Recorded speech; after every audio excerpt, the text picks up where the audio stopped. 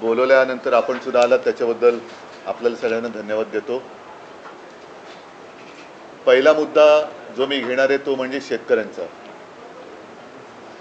गेले या सीझनमध्ये म्हणजे कालचा खरीपाचा हंगाम तर गेला, आपण सगळ्यांनी त्याच्या बातम्या सर्वांना दाखवल्या। सरकारने एक पॅकेज जाहीर केलं, त्याच्यानंतर आम्ही एक मोर्चा काढला होता छत्रपती संभाजीनगरमध्ये। आजही शेतकऱ्यांची जी मागणी आहे ती तीच आहे की कर्जमुक्ती झाली पाहिजे। आता माझ्या माहितीप्रमाणे अतिवृष्टीनंतर आज का उद्या केंद्राचं पाहणी पथक येणार आहे आणि या पाहणी पथकाचा दौरा जो काही माझ्या निदर्शनास आलेला तो केवळ 2-3 दिवसाचा आहे। 2-3 दिवसामध्ये एवढ्या मोठ्या मराठवाड्याचा दौरा आणि संपूर्ण महाराष्ट्राचा हे केंद्रीय पथक करणार कसा, कुठे नेमकं जाणार आणि त्याच्यानंतर त्यांना नुकसानीचा अंदाज आल्यानंतर ते प्रस्ताव कधी पाठवणार। मुळामध्ये पंतप्रधान जे बोलले होते आपल्या मुख्यमंत्र्यांना की तुम्ही प्रस्ताव पाठवा, मला नाही वाटत अजून राज्य सरकारकडनं कोणताही प्रस्ताव केंद्राकडे गेलेला आहे। हे थोडं आहे म्हणूनच आज सुद्धा जी बातमी आलेली आहे की पीक विम्याच्या नुकसान भरपाई पायी अवघे 2 रुपये आणि काही पैसे हे आपल्या ठाणे पालघर जिल्ह्यातल्या शेतकऱ्याला मिळालेले आहेत। म्हणजे ही थट्टा चाललेली आहे। कर्जमुक्तीसाठी शेतकरी जेव्हा रस्त्यावरती आता उतरला होता त्याला पुढच्या जूनचा वायदा मुख्यमंत्र्यांनी केलेला आहे आणि त्यावेळेला मी काही प्रश्न उपस्थित केले होते की पुढच्या वर्षी जूनमध्ये जर कर्ज माफ होणार असेल तर तोपर्यंत आत्तापर्यंत डोक्यावरती असलेल्या कर्जाचा जो डोंगर आहे त्याचे हप्ते शेतकऱ्यांनी भरायचे की नाही भरायचे। आत्ता जो रब्बीचा हंगाम येतोय त्याच्यासाठी नवीन कर्ज कसं मिळणार, कारण जमीनच गेलेली आहे वाहून। मग ते कर्ज मिळाल्यानंतर त्याचे सुद्धा हप्ते भरायचे की नाही भरायचे।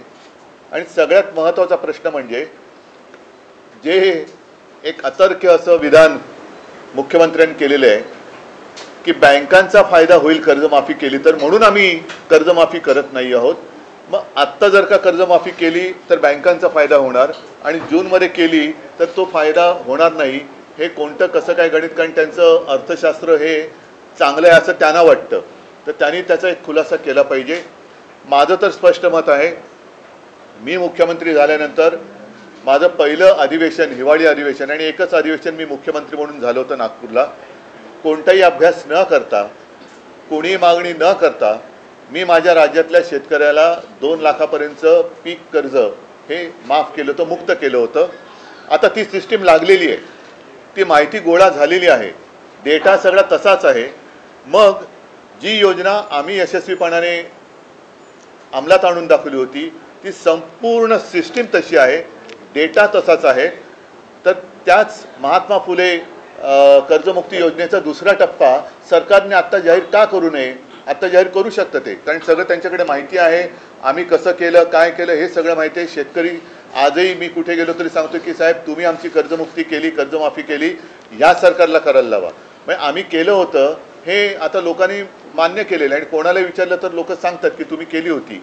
तर तो सगळं पूर्ण यंत्रणा तिकडे आहे, डेटा आहे, त्याच्यात आणखीन काही सुधारणा असेल तर ती करा, पण डेटा आहे। आम्ही कोणती अट शर्ती बिरती अभ्यास कोणती परदेशी समिती आमच्याकडे नव्हती, सगळं स्वदेशी होतं आणि शेतकऱ्याशी आम्ही प्रामाणिकपणाने कर्जमुक्ती करून तसे वागलो। तसंच हे सरकार आता का वागत नाही? मी तर 5 तारखेपासून मराठवाड्यामध्ये संवाद दौऱ्यावरती जाणार आहे। इथे माझ्या कोणत्याही जाहीर सभा नसतील, शेतकऱ्यांशी मी थेट संवाद करणार आहे। जे पोकळ आश्वासन मुख्यमंत्र्यांनी दिलं होतं की दिवाळीपर्यंत, दिवाळीच्या आत काही पैसे शेतकऱ्याला मिळतील, काही पैसे त्यांनी काही हजार कोटी इथून तिजोरीतून रिलीज केलेत असं म्हणतात, तर मी शेतकऱ्यांना जाऊन विचारणार आहे। मिळाले असतील तर आनंद आहे, नुसतं काहीतरी आगपाखड करायची किंवा टीका करायला म्हणून मी जाणार नाही आहे, पण ते मिळाले पाहिजेत। त्याच्यात महत्त्वाचा मुद्दा असा आहे की आज शेतकऱ्याला बाकी मदतीची अपेक्षा किंवा गरज आहेच, पण त्याच्या आधी ज्यांची जी खरडून गेलेली जमीन आहे ती जमीन पूर्ववत करण्यासाठी शेतकरी सांगतोय पहिले मला माती द्या, पहिली माती द्या। ती मातीच जर का अजून मिळाली नसेल तर तुम्ही पुढच्या गोष्टी कशा करणार? आणि दर हेक्टरी 50,000 रुपये हे शेतकऱ्याची मागणी आहे। त्याचप्रमाणे कर्जमुक्ती झाली पाहिजे ही शेतकऱ्याची मागणी आहे. इतर बाकी अनेक गोष्टी आहेत. मी शेतकऱ्यांना जाऊन भेटणार आहे आणि शेतकऱ्यांना विचारणार आहे की जे पॅकेज जाहीर केलं होतं त्यातलं तरी किती आलेलं आहे. कारण खरडून गेलेल्या जमिनीला 3 का 3.5 लाख रुपये मनरेगातून देणार होते. आम्ही मोर्चा काढला होता. त्या मोर्चात मी मागणी केली होती की दिवाळीपूर्वी त्या 3 लाखातले पहिले 1 लाख रुपये तरी शेतकऱ्याच्या खात्यामध्ये टाका, मग पुढचे नंतर तुम्ही देत राहा. मग तुम्ही नोव्हेंबरमध्ये द्या, डिसेंबरमध्ये द्या, असे द्या, पण पहिले 1 लाख रुपये तर द्या. तर तेही दिलेत असं मला काय वाटत नाही. तर नेमकं सरकार काय करणार आहे आणि शेतकऱ्याच्या हातात आत्तापर्यंतच्या घोषित झालेल्या पॅकेजपैकी काय मिळालेलं आहे? गाई म्हशी मिळालेल्या आहेत का, शेळ्या मिळालेल्या आहेत का, कोंबड्या मिळालेल्या आहेत का, इतर पैसे मिळाले आहेत का? मग त्याच्यानंतर रब्बीचा हंगाम येतोय, त्याचं कर्ज कसं मिळणार, त्याचं बी बियाणं वगैरे वगैरे या सगळ्या गोष्टी याची चर्चा करण्यासाठी मी मराठवाड्यात जाणार आहे. हा एक मुद्दा महत्त्वाचा आहे. कारण बाकी मुद्द्यांमध्ये हा मुद्दा मग काय होतो की अतिवृष्टी झाली का तेवढ्यापुरतं तो मुद्दा वरती येतो आणि सरकारला पण माहिती आहे की थोडे दिवस ढकलले का मुद्दा मागे पडतो. पण आम्ही हा मुद्दा सोडणार नाही. शेतकऱ्याला कर्जमुक्त करावंच लागेल. शेतकऱ्याचं जे आयुष्य उद्ध्वस्त झालेलं आहे ते आयुष्य पूर्ववत करण्यासाठी शिवसेना पूर्ण ताकदीनिशी शेतकऱ्याच्या सोबत आहे आणि त्याच्यासाठी मी पुन्हा एकदा मराठवाड्यात जातोय. हा एक महत्त्वाचा विषय झाला. दुसरा, मतचोरीचा जो मुद्दा आहे, परवा प्रचंड मोर्चा म्हणजे संयुक्त महाराष्ट्राच्या चळवळीनंतर जवळपास सगळे राजकीय पक्ष पहिल्या प्रथम महाराष्ट्रामध्ये एकवटले आणि त्यांनी सरकारला किंवा निवडणूक आयोगाला जाब विचारलेला आहे. त्या माझ्या भाषणामध्ये मी असं म्हटलं होतं की आता आम्ही मतदारांची ओळख केंद्रे, मतदार ओळख केंद्र ही सुरू करतो शाखांमधून. त्याची सुरुवात आता होईल. कारण 6 तारखेला ती यादी प्रसिद्ध होईल. त्याच्यानंतर मला वाटतं पुढच्या आठवड्याभरामध्ये आक्षेप आणि काही सूचना असतील त्या स्वीकारल्या जातील. तर आत्ताच ती वेळ आहे. कारण आता जर का कोणी झोपलं तर तो संपला. मी माझं स्वतःचं उदाहरण त्या दिवशी दिलं की माझ्याचकडे माझ्या मतदार यादीतल्या नावाचं व्हेरिफिकेशनसाठी निवडणूक आयोगाची लोकं आली होती. म्हणजेच काय की हे सक्षम नावाचं जे काय ॲप आहे ते ॲप आणि निवडणूक आयोगाचं सर्व्हर हा निवडणूक आयोगाकडनं हाताळला जात नाही आहेत अशी आम्हाला आता शंका येते आहे. अजून आम्ही आरोप करत नाही आहोत, शंका येते आहे. आणि केवळ माझं नाव आहे त्याच्यात म्हणून निवडणूक आयोगाची लोकं ही चौकशी करायला आली. सर्वसामान्यांच्या बाबतीमध्ये असं जर का झालं असेल किंवा होत असेल तर त्यांनी दाद कधी मागायची, कोणाकडे मागायची? आणि नाव वगळलं गेलं तर निवडणुकीच्या दिवशी त्यांना मतदानच करता येणार नाही. एक विषय लक्षात घेण्यासारखा आहे की हे माझ्याकडे आले कसे, याचं कारण कोणीतरी एका नंबरवरून माझ्या नावाने तिकडे ॲप्लिकेशन करण्याचा प्रयत्न केला. त्या नंबरवर जर का OTP आला असता तर पुढचं सगळं हॅक झालं असतं आणि कदाचित माझ्या कुटुंबातली माझ्यासकट 4 नावं ही वगळण्यात सुद्धा आली असती. याच्या मागे नेमकं कोण आहे, कोणाचा डाव आहे, काय डाव आहे याची एक खातरजमा करून तर घ्यायला पाहिजे.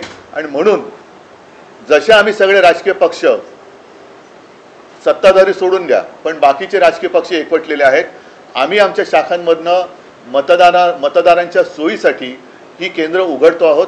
या केंद्रामध्ये मी नागरिकांना विनंती करतोय की आपल्याला मतदान करता येणार आहे की नाही, आपलं नाव या यादीत आहे की नाही हे आपण आमच्या शाखेत येऊन तपासा. आणि जर का त्याच्यामध्ये काही तुम्हाला वाटलं गोंधळ आहे तर तो वेळेत आपल्याला सुधारता येईल. हा एक भाग. दुसरा भाग असा आहे की मी मतदारांना आणखीन एक विनंती करेन, ही निवडणूक आयोगाची भुताटकी आहे. एकेका घरामध्ये 40-40, 50-50 नावं ही नोंदली गेलेली आहेत. तर मी मतदारांना आवाहन म्हणजे विनंती करतोय की आपल्याला न दिसणारी, आपल्या परवानगीशिवाय न राहणारी, आपल्या परवानगीशिवाय राहणारी आपल्या घरामध्ये कोणी माणसं आहेत का, ही निवडणूक आयोगांची भूतं उभी केलेली आहे की आपल्या घरात राहत तर नाहीत ना याची सुद्धा खात्री करायला पाहिजे. म्हणून जिथे जिथे आमची केंद्र उघडली जातील तिथे आसपासच्या वस्तीतील सर्व जात-पात धर्माच्या मतदारांनी तिथे येऊन ही मतदार यादीची तपासणी करावी. आपलं नाव तिकडे आहे की नाही हे तपासावं. तिकडनं कुठे वगळलं गेले का, आणखी कुठे बरं आपल्या वयामध्ये काय माझं स्वतःचं उदाहरण त्या दिवशी दिलं का, लिंग बदल झाले का, हे सगळं आपण येऊन तपासावं हे मी मतदारांना एक आवाहन करतोय. त्याचबरोबरीने आम्ही जी एक मागणी केलेली म्हणजेच काय 1 जुलै ही कट ऑफ डेट ठेवलेली आहे. 1 जुलै नंतर 18 वर्षाची जी मुलं आणि मुली झालेली आहेत त्यांचा मतदानाचा अधिकार या निवडणुकीला वापरता येणार नाहीये. तुम्ही जगभर बघता आहात की याच वयातली मुलं ही रस्त्यावरती येतात आणि क्रांती करतायत, ज्यांना आपण जेनझी म्हणतो. तर हे सरकार जेनझीना का घाबरतंय? जर लोकसभा ते विधानसभा या 6 किंवा 5 महिन्याच्या कालावधीमध्ये परकला प्रभाकर म्हणजे आपल्या निर्मला सीतारामन यांचे यजमान त्यांनी सांगितलेलं आहे की जवळपास 45 लाख मतदार महाराष्ट्राच्या यादीमध्ये घुसवले गेले. जर त्या 4 महिन्यामध्ये 45 लाख मतदार हे कोणी घुसवले, कुठे गेले, काय करतायत हा एक प्रश्न आहे. पण घुसवले गेले असतील तर 1 जुलै नंतर अधिकृतपणे ज्यांना मतदानाचा अधिकार मिळाला पाहिजे ती महाराष्ट्राची तरुण मुलं मुली मतदान का करू शकणार नाही? म्हणून मी त्याही सगळ्या मुलांना आणि मुलींना एक विनंती करतोय की तुम्ही देखील आमच्या शाखेत या आणि तुमचं नाव तिकडे नोंदवा. आपल्याला कळेल की किती लाख मुलांना आणि मुलींना मतदानापासून आपण वंचित ठेवतो आहोत. तर अशा काही या गोष्टी आहेत. आणखीन आपण काही प्रश्न विचारले तर मला त्याच्याबद्दल बोलता येईल. पण मुळात एक मी तुम्हाला सांगितले की शेतकऱ्यांचा विषय आम्ही सोडत नाही आहोत आणि दुसरी गोष्ट मतचोरीचा विषय तर आम्ही सोडणार नाही. आम्ही परत एकदा सांगतो की निवडणूक आयुक्त जे आहेत त्यांना सुद्धा एक पत्र दिलेलं आहे की एवढा सगळा गडबड घोटाळा हा बाहेर आल्यानंतर आपण राज्य निवडणूक आयोगाला सुधारित यादी मतदाराची होत नाही तोपर्यंत स्थानिक स्वराज्य संस्थांच्या निवडणुका घेऊ नयेत अशी आमची मागणी आहे. आम्ही निवडणुका घेऊ नका असं म्हणत नाही, पण निवडणुका घेताना सदोष मतदार यादीवरती ही निवडणूक होता कामा नये. ही निवडणूक आयोगाची करप्ट प्रॅक्टिस आहे. जसं आम्हाला ते सांगतात करप्ट प्रॅक्टिस, तसं निवडणूक आयोगाची करप्ट प्रॅक्टिस आहे आणि ते कोणाची नोकरी करतायत हे आता हळूहळू उघड होत चाललेलं आहे. आपण कर्जमाफीचा मुद्दा हा निवडणुकांमध्ये येऊ नये म्हणूनच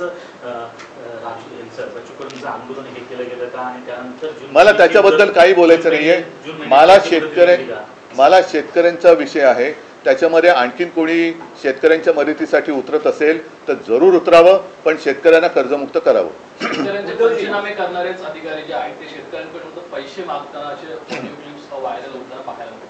पंचनामे करणारेच अधिकारी शेतकऱ्यांना मी आता म्हणूनच जातो आहे कारण शेतकऱ्यांना काय होतं की तेवढं पुरतं सगळीकडे शेतकरी होतं आणि मग त्यांना वाऱ्यावर सोडलं जातं. मी त्यातला नाहीये. मी आपत्ती आल्यानंतर सुद्धा दुसऱ्या तिसऱ्या दिवशी गेलो होतो. त्याच्यानंतर मोर्चाला सुद्धा गेलो. आता परत 4 दिवस मी मराठवाड्यात जातो आहे. त्याच्यानंतर कदाचित विदर्भामध्ये पण जाईन, इतरत्र सुद्धा मी जाईन आणि शेतकऱ्यांशी थेट संवाद साधेन. जाहीर सभा मी घेणार नाही, पण जसं आता मी आपल्याशी बोलतोय तसं शेतकऱ्यांशी जाऊन मी बोलणार आहे. एक मिनिट, एक पहिला शेतकरी विषय पूर्ण करा. नाही, एकच सेकंद ऐका, एकच मिनिट. आधी शेतकरी विषय पूर्ण करा. तो झाला असेल तर मी पुढे जातो. हो, म्हणूनच एकच मिनिट. अधिकारी जे पैसे मागतात म्हणून मी तिकडे जाऊन शेतकऱ्यांशी बोलणार आणि कोण असे अधिकारी आहेत त्यांचा सुद्धा काय समाचार घ्यायचा तो आम्ही घेऊ. उद्धवजी, शेतकरी कर्जमाफीच्या बाबतीत तुम्ही जी भूमिका मांडतात आणि आता मुख्यमंत्र्यांनी 30 जून 2026 ही तारीख दिली आहे. कोपऱ्याला गुळ लावलाय. त्या बैठकीनंतर लगेच दुसऱ्या दिवशी राज्याचे उपमुख्यमंत्री जाहीर सभेत असं म्हणतात की नियमित कर्ज भरा असं शेतकऱ्यांना सांगतायत. कर्जमाफी मागणं ही सवय चांगली नाही. हे मला खरंच आता नेमका शब्द सुचत नाही कारण यांना संवेदना तर कधीच मेलेले आहेत. निर्डावले पण सुद्धा कमी पडते. यांना दगड सुद्धा म्हणजे दगडाला सुद्धा पाझर फुटू शकतो पण यांना फुटत नाहीये. हे महाराष्ट्राचं दुर्दैव आहे. एक तर ह्या लोकांना खरं उपमुख्यमंत्री म्हणता कामा नये कारण संविधानात तशी तरतूद नाहीये. म्हणून राज्याचे अर्थमंत्री जे बोलले त्यांनीच सांगितले की निवडणुकीच्या आधी आम्हाला हे बोलावं लागतं. मग आता लोकांनी त्यांना जाब विचारला पाहिजे की बाबा तुम्ही जे बोलला होतात म्हणून ठीक आहे आपण मतचोरी या विषयावरती येतोय, पण जर का असं धरून चाललो की त्यांना लोकांनी खरंच मतं दिली असतील तर आता त्या मतांना तुम्ही जागा ना.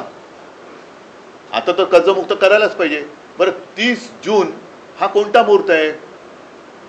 कोणतं पंचांग पाहिलं आमच्या मुख्यमंत्र्यांनी?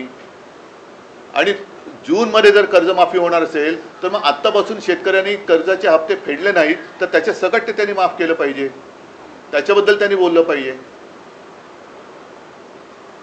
हा एक विषय होता मतचोरी संदर्भात.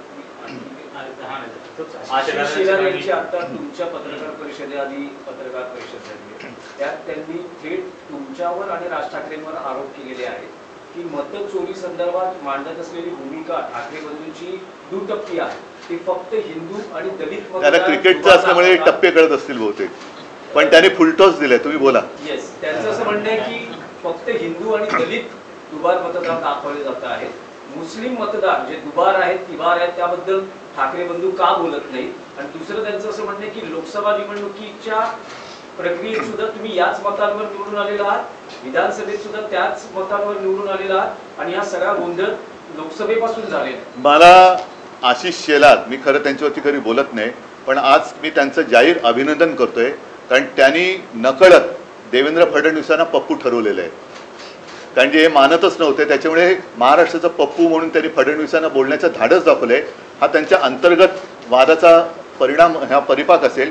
कारण आशिष शेलारनी पत्रकार परिषद घेतली ती सुद्धा अशा मुहूर्तावरती घेतली की काल कदाचित रात्री उशिरा किंवा आज सकाळी आपल्या राज्याचे मुख्यमंत्री बिहारमध्ये घसा कोरडा करून येणार होते. ते घसा कोरडा करून आल्यानंतर आता त्यांनी हे अमृत पाजलं की काय आरोपाचं किंवा माहितीचं हे काय कळत नाही. पण याचा अर्थ सरळ आहे की आशिष शेलारनी सुद्धा हे सिद्ध केलेलं आहे की मतदार यादीमध्ये गोंधळ आहे. आणि आम्ही जेव्हा निवडणूक आयोगाकडे मागणी करतो तेव्हा आमचं एक वाक्य असं दाखवा की तुम्ही या मतांमध्येच सुधारणा करा. आम्ही पूर्ण मतदार यादीमध्ये सुधारणा मागतो आहोत त्याच्यामध्ये. आणि दुसरी गोष्ट काय की कदाचित त्यांची उठबस तिथे असल्यामुळे त्यांना ती नावं मिळाली असतील. आमची उठबस तिकडे कमी आहे म्हणून आम्हाला ही नावं मिळाली असतील. त्याच्यामुळे आम्ही जी मागणी केलेली आहे ती संपूर्ण मतदार यादी सदोष आहे आणि ती सुधारणा होत नाही तोपर्यंत निवडणुका घेऊ नका ही आमची मागणी आहे. पण आशिष शेलार यांचं धाडस हे कौतुकास्पद आहे. नाहीतर साधारणतः आपल्या नेत्याच्या विरोधात बोलण्याचं धाडस हे आता भाजपवाल्यांच्या अंगात राहिलेलं नाही. हा आरोप थेट त्यांनी मोदी शहांसकट सगळ्यांवरती केलेले. कारण लोकसभेपासूनचा त्यांनी घोटाळा काढलाय. म्हणजे इतरत्र ते जे जिंकलेत मोदी शहा अगदी वाराणसी बिराणसी त्या दिवशी संजय राऊत यांनी काढलं ते सगळं. तर म्हणजेच काय की सगळा घोटाळा त्यांनी केलेला आहे. आणि दुसरा महत्त्वाचा, सरकार तुमचं असताना विरोधक घोटाळे करतात म्हणजे तुम्ही सरकार चालवायला नालायक आहात. म्हणजे सरकार चालवायला तुम्ही नालायक आहात. तर हे सगळं एका दगडात आशिष शेलारांनी अनेक पक्षी मारलेले आहेत. त्याच्याबद्दल मी त्यांचं कौतुक करतोय. या माध्यमातून हिंदू मुस्लिम करण्याचा एक प्रयत्न होतोय का? नाही, तो त्यांचा केविल होण्याचा प्रयत्न आहे. जेव्हा आम्ही अख्ख्या यादीमध्ये सुधारणा करा मागतोय त्याच्यामध्ये हिंदू मुस्लिम शीख ईसाई सगळे आलेले आहेत. आणि आम्ही त्या दिवशी जी काय उदाहरणं दिली त्याच्यामध्ये एक तर उदाहरण आहे की वडील हिंदू मुलगा मुस्लिम वगैरे ते आहे ना, हे सगळे आहे. म्हणजे इथलंच आहे, वडिलांचे नाव गोविंद शंकर माने, मुलाचं नाव दिलशाद नौशाद खान, हे आम्ही दिलेलं आहे ना. आता ह्याच्यामध्ये दोन्ही आले, हिंदू पण आले आणि मुसलमान पण आले. पण परत आशिष शेलार यांचं मी कौतुक करतो की काहीतरी नक्की बिनसलेलं आहे आणि त्यांनी देवेंद्र फडणवीसांना पप्पू ठरवून दाखवलेले आहे, ते सप्रमाण दाखवलेलं आहे. म्हणजे आमच्या आरोपांना जर का किंमत नसेल तर किमान आशिष शेलारनी जी माहिती दिली त्याला तरी जागा. मी परत त्यांचं कौतुक करतो. देवेंद्र फडणवीस सारखं म्हणतात की 2012लाच आपण मतदार याद्यांचं पुनर्निरीक्षण करा, पुनर्रचना करा, ही आपली न्यायालयात याचिका आहे. आणि तेव्हापासून आपण वारंवार मागणी करतो. आशिष शेलारांनी ते आज म्हटलेलं आहे. होत का नाहीये? आम्ही सतत मागणी करतो. असं कुठे माझ्या तरी ऐकवत आलेलं नाहीये. त्यांचा जसा आम्ही मोर्चा काढला तसा त्यांचा कुठलाही मोर्चा मी बघितलेला नाहीये. ते कधी निवडणूक आयुक्तांना जाऊन भेटलेत असंही आम्ही बघितलेलं नाहीये. ज्याप्रमाणे आम्ही चोकलिंगम साहेबांना भेटलो, वाघमारे साहेबांना भेटलो तसे ते कुठे भेटलेले नाही आहेत. आमची लोक आता ज्ञानेश कुमारना जाऊन भेटत आहेत तसे ते कुठे भेटलेले नाही आहेत. आम्ही आता ह्याच्याबद्दल मी काल परवा म्हटलेले की आम्ही कोर्टाचे दरवाजे सुद्धा एक ठोठवण्याचा केविलवाणा प्रयत्न करणार आहोत. न्याय मिळाला तर मिळाला. मुख्यमंत्र्यांचं आणखीन एक म्हणणं आहे, त्यांचं म्हणणं आहे की वोटर लिस्ट जी आहे ही अशुद्ध असता कामा नये, याच्याशी आम्ही सहमत आहोत. परंतु त्याच्यामुळे भाजप जिंकली हे तुम्ही सिद्ध करा, हे तुम्ही आव्हान देता. जर नसेल ना तर मग तुम्ही आमच्या बरोबर या ना निवडणूक आयोगाकडे. तुम्हाला पण आम्ही जेव्हा निवडणूक आयुक्तांकडे जायचं होतं तेव्हा आम्ही भारतीय जनता पक्षाला सुद्धा आमंत्रण दिलं होतं देवेंद्र फडणवीसांना, यायला पाहिजे होते ते. जेव्हा बाकीचे सगळे एक येतात आणि एक व्यक्ती येत नाही, याचा अर्थ असा लावला तर गैर काय की मग फायदा तुम्ही घेतलात. आमच्यासोबत त्यांनी यायला पाहिजे होतं. जर ते एवढे वर्ष मागणी करतायत तर त्या दिवशी त्यांच्याकडनं कोणतरी यायला पाहिजे होतं. आता त्याच मुद्द्यावरून बुलढाण्याचे आमदार संजय गायकवाड शिंदे गटाचे आहेत, त्यांनी तिथे म्हटलं की निवडणूक आयोगाला लाच वाटली पाहिजे अशा प्रकारचे दुबार. बघा थोडक्यामध्ये काय की आता जो मुद्दा आम्ही उचलला मतचोरीचा आणि तो आज पुराव्यानिशी तुमच्यासमोर आणला, जनतेसमोर आणला. आता पहिला मुद्दा परत मी सांगतो की सर्व नागरिकांनी जाग आता आलेली आहे, आता झोपता कामा नये. कारण आपल्याला सरकार निवडण्याचा अधिकार आहे. आता सरकार मतदार निवडायला लागलेलं आहे, हे घातक आहे. म्हणजे जसं टांझानियामध्ये 98% म्हणजे 98% मतं हे तिथल्या अध्यक्षांना मिळाली आणि 2% जी जनता रस्त्यावर उतरली ती केवढ्या मोठ्या संख्येने उतरली. म्हणजे काहीतरी टक्केवारीत गफलत आहे. तुम्ही न्यायालयीन लढाई लढणार आहात कारण आम्ही एक केविलवाणा प्रयत्न करणार आहोत. म्हणजे आम्ही कुठेही कायदा हातात घेतला वगैरे वगैरे वगैरे, कारण हे परत मग शहरी नक्षलवाद, आता हे दुबार मतदार यादी किंवा सदोष मतदार यादीवरती जे निवडणूक लागतायत हे खरे नक्षलवादी आहेत. कारण ही उघड उघड मतचोरी आहे. जे मतचोरी करून निवडणूक लढतायत आणि जिंकण्याचा प्रयत्न करतात ते नक्षलवादी आहेत. सर्व पक्ष मिळून तुम्ही हा निर्णय घेतलाय? हो, महाविकास आघाडी म्हणून आम्ही निर्णय आणि सगळेच म्हणजे त्याच्यामध्ये राज पण आहेत, बाकीचे आहेत, शेका पक्ष, कम्युनिस्ट त्या दिवशी मोर्चात जेवढे सगळे होते त्या सगळ्यांनी. आणि आम्हाला असं वाटतं की जर भाजपला पण आता हे पटलं असेल तर भाजपने सुद्धा यावं आमच्या बरोबर कोर्टामध्ये. आम्ही पाठवतो सही करायला. का नाही नाही, ऐका एक मिनिट, एकदा मला स्पष्ट करू द्या. आम्ही कोर्टात जे जातो आहोत त्याच्यात आता हे आशिष शेलारनी पुराव्यानिशी दिलेलं आहे. म्हणजे आशिष शेलारनी देवेंद्रांची तर वाजवलीच आहे, ते सोडून द्या. पण त्यांना जर काही पटलं असेल तर त्यांनी सुद्धा आम्ही जे काही कोर्टात जातो त्याच्यामध्ये भाजपाने सुद्धा यावं आमच्याबरोबर कोर्टात. हे माझं त्यांना जाहीर आमंत्रण आहे. मग त्याच्यामध्ये तुम्ही काय हिंदू मुस्लिम आणखीन कोण असतील तुमच्या लेखी ते सगळे काढा. आपण संपूर्ण यादीमध्ये आम्ही सुधारणा मागतो आहोत. उद्धवजी, तुम्ही आणि राज ठाकरे दोघंही एक विधान करतात की बोगस मतदार कोणी दिसला तर त्याला बळवा किंवा थोडवा किंवा मार. तर अशा वेळेस यावेळेस निवडणूक प्रक्रिये किंवा मतदानाच्या दिवशी मतदान केंद्रावर प्रचंड गोंधळ किंवा कायदा सुव्यवस्थेची परिस्थिती निर्माण होऊ शकते. अभूतपूर्व पण ती नाही झाली म्हणजे ती व्हावी अशी आमची इच्छा नाहीये. म्हणून बोगस मतदारांनी मतदानाला याचं धाडस करूच नये. कारण आता आम्ही नावानिशी आणि पत्त्यानिशी सगळीकडे चेकिंग करतो. अगदी माझं तर म्हणणं आहे की जिथे मतदार याद्या साधारणतः 1200ची यादी आहे त्या याद्या, जसं आता माझी कलानगरची यादी असेल तर कलानगरच्या गेटवरती ती यादी लागली पाहिजे. टॉवर्स असतील तर टॉवर्सच्या गेटवरती ती यादी लागली पाहिजे आणि टॉवर्समधल्या सोसायटीमधल्या सगळ्यांनी ती यादी येऊन आपली नावं त्याच्यात आहेत की नाही, आपल्या यादीत दुसरं कोणी घुसलंय का, हे सुद्धा नागरिकांनी पण आता बघितलं पाहिजे. तर आणि तर या देशात लोकशाही टिकेल. प्रश्न आहे की 12 नोव्हेंबर नाही, आता एक उदाहरण त्या दिवशी आदित्यने दिलं, घसीटाराम हलवाई जे दुकानच कधी तोडलेले आहे तर दुकानाच्या नावावरती 30 का 40 48 नावं मतदार म्हणून रजिस्टर झाली, जे दुकानच अस्तित्वात नाही. आता अशी जर का लोक येऊन मतदान करायला लागली तर तुम्ही कसं काय तुमची लोकशाही जिवंत ठेवणार? उद्धव जी से हिंदी में जानना चाहेंगे. वोट जिहाद का आरोप आशीष शेलार लगा रहे हैं. उनका कहना है कि मुस्लिम कह रहे हैं लेकिन मुस्लिम दलित और हिंदू वोटों. मैं पहले तो मैं उनका अभिनंदन करना चाहता हूँ क्योंकि बीच में हमारे मुख्यमंत्री जी ने कहा था कि ये तो पप्पू, तो उन्होंने अपने मुख्यमंत्री जी को ही पप्पू कैसे है वो आज साबित कर दिया. और किसी ने तो हिम्मत दिखाई. आशीष शेलार को मैं धन्यवाद देना चाहता हूँ. हिम्मत दिखाई है उन्होंने. जो उनका सब कारोबार चला हुआ है वो चोरी का मामला है. वोट चोरी कर उन्होंने सरकार बनाई है और वो उन्होंने आज सबके सामने लाया है. और हमारी जो मांग है, हमने ऐसे कभी नहीं कहा कि सिर्फ इनके जो वोट है ये काटो और इनके वोट रखो. हमने तो पूरी जो लिस्ट है उसमें सुधार करने की आवश्यकता है और यही मांग लेके हम आगे जा रहे हैं. तो कभी हमने उसमें धर्म की बात नहीं की, हमने बोगस वोटर की बात की है. लेकिन इसके बावजूद मैं आशीष शेलार जी का अभिनंदन करना चाहता हूँ. कि उन्होंने एक हिम्मत दिखाई है अपने शीर्ष नेतृत्व के खिलाफ सबके सामने बात करने की, इसलिए मैं उनको धन्यवाद देना चाहता हूं। अगर वो चाहते हैं तो हमारे साथ, हम जब अदालत में जा रहे हैं तो आशीष शेलार भी हमारे साथ आएंगे, तो हम उनका स्वागत करेंगे। उद्धव जी, अजीत पवार जी ने किसानों के मुद्दे पर कहा है कि कर्ज माफी जो है चुनाव के मौसम में की गई थी, लेकिन अब जो है उसे कर्ज माफी की आदत जो है वो ठीक नहीं है किसानों के लिए, और अपना वादा जो चुनावी वादा वो पूरा नहीं ये क्या कहूँ मैं उनके लिए, इतनी गंदी सरकार, गिरी हुई सरकार मैंने देखी नहीं थी। एक तो झूठ बोला उस वक्त, अब वोट चोरी का भी मामला सामने आया है। ये चोरी करके उन्होंने सरकार बनाई है, और लोगों को जो कहा गया था कि हम आने के बाद हम कर्जा मुक्ति करेंगे, मुख्यमंत्री जो आज के मुख्यमंत्री है उनका बयान है सबके सामने, आप ही के माध्यम से हमने देखा है।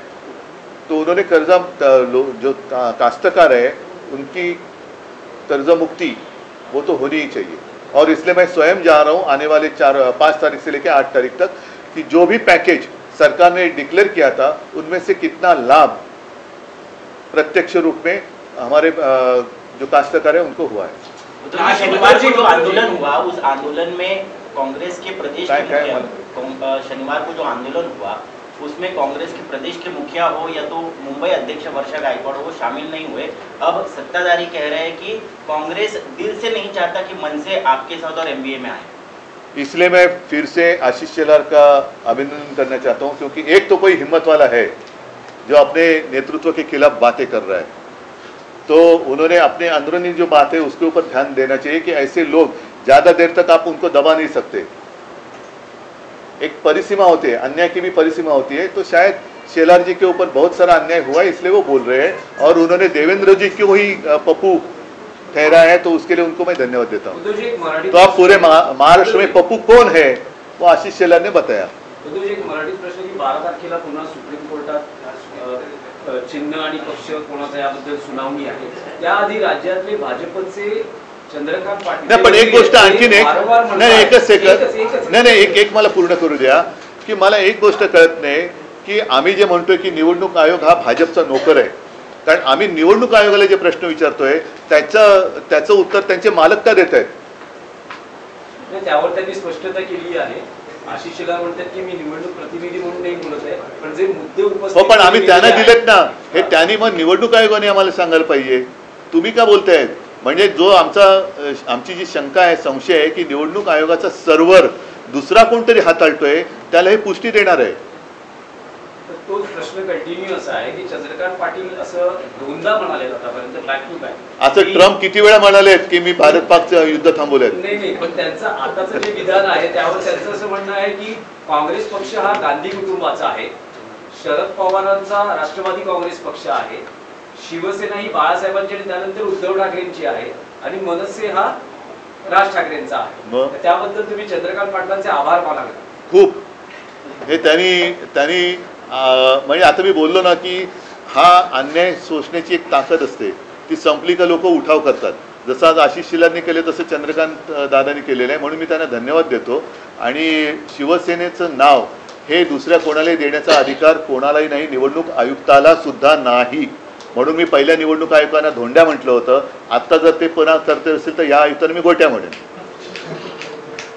तो जी राज्य में 2 बड़ा मुद्दा है इस वक्त, किसानों का और वोट चोरी का, और इस बीच में महाराष्ट्र सरकार ने राष्ट्रगीत के 150 वर्ष पूरे होने पर जो है तमाम स्कूलों में राष्ट्रगीत जो वंदे मातरम है वो उसकी प्रदर्शनी लगवाई है। और क्या ये तमाम मैं तो पहले 2 मुद्दे पर बात करना चाहता हूँ। एक मुद्दे ये क्या करते हैं कि अगर कुछ बातें उनके गले तक आती है तो वो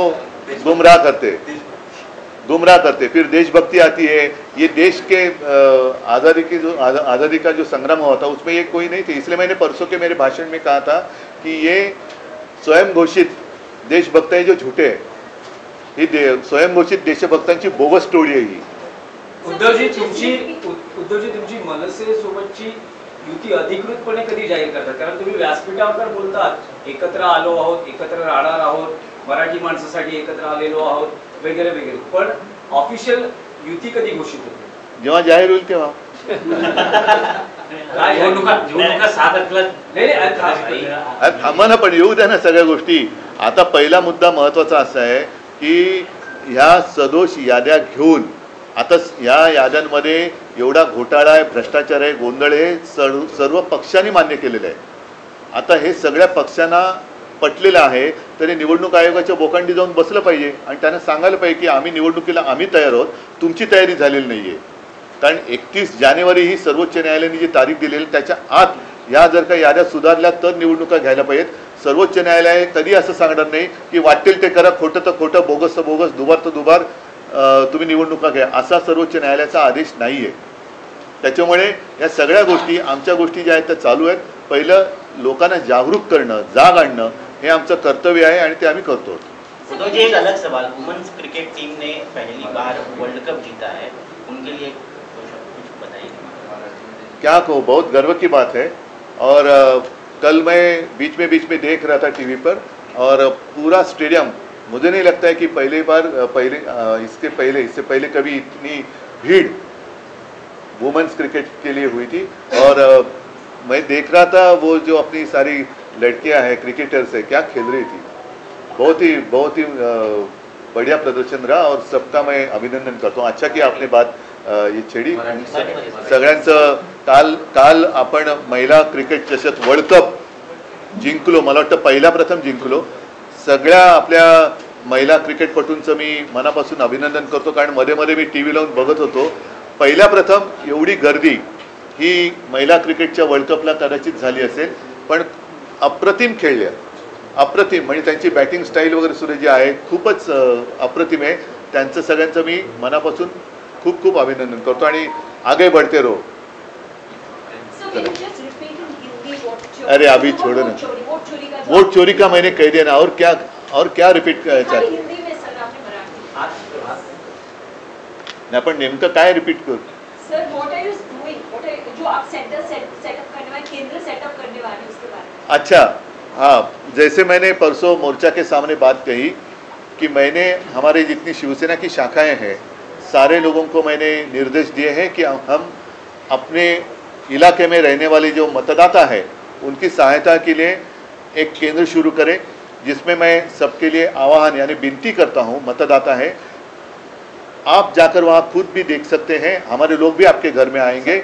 और 2 चीज़ें हैं, आने वाले चुनाव में आपका नाम मतदार सूची में है या नहीं है, आप स्वयं चेक करें. और दूसरी बात है, जो अहम बात है, कि आपकी इजाज़त के बिना आपको दिखाई देने वाले नहीं है ऐसे कुछ चुनाव आयोग के, ज्याला आपण भुताटकी म्हणतो, ऐसे कुछ लोग आपके घर में रहे तो नहीं रहे ना, ये भी देखें. और खास कर 1 जुलाई के बाद जो हमारे युवा है, युवती भी है, युवा भी है, 18 साल की उनकी उम्र हुई है, उनको तो मतदान करने का अधिकार मिलना ही चाहिए. तो ऐसे सारे लड़के और लड़कियां आकर हमारे शाखा में उनका नाम रजिस्टर करें.